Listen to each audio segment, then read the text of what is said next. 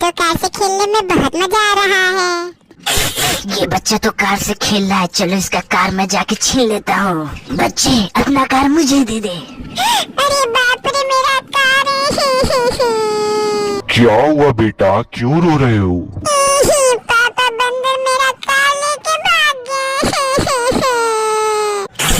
बच्चा तो कार के लिए कुछ ज्यादा ही रो रहा है, चलो इसका कार इसको दे देता हूँ, वरना रोता ही रहेगा। ये लो बच्चे तुम्हारा कार। अरे अरे बाप रे, ये कार कहाँ से आ गया? थैंक यू बंदर कार वापस देने के लिए। हाँ, थैंक यू की जरूरत नहीं। अगर आपको भी लगा बंदर ने अच्छा काम किया तो वीडियो को सब्सक्राइब करें, लाइक करें। बाय।